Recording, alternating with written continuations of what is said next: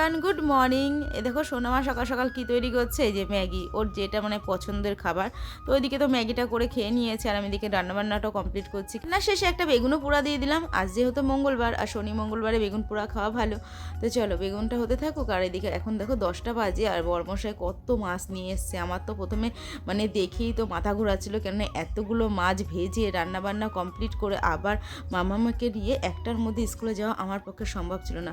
তাই সবকটা মাছ ধুয়ে অর্ধেকটা ফ্রিজে তুলে দিলাম, আর কিছুটা ভেজে কিন্তু তরকারি করে নিয়েছি। তাড়াতাড়ি কাজকর্ম সেরে একবারে স্নানটাও করে নিয়েছি, আর নিজের বাড়ির থেকে বেরোতে হচ্ছে দেখো চোরের মতো। তার কারণ কি জানো, চলো তোমাদেরকে দেখাচ্ছি। এই দেখো আমাদের সিম্বার অবস্থা।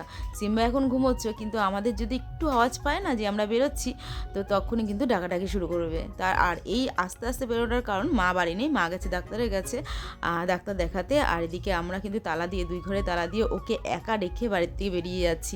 এই কারণে পা টিপে টিপে হাঁটা। আজকে বাড়ির থেকে বেরোতেই কিন্তু 1টা বেজে গেছিলো। এই কারণে খুব তাড়াহুড়ো করে সাইকেল চালাতে হয়েছে।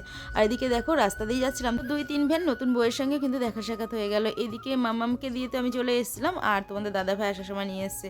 তো চলো এদিকে দেখো সিম্বার জন্য কিছু আপেল নিয়ে এসেছিলো, সেগুলো কিন্তু দেওয়া হলো। আর সন্ধ্যেবেলা দেখো টিফিনে দেওয়া হয়েছে কলা। তো চলো আজকের মতো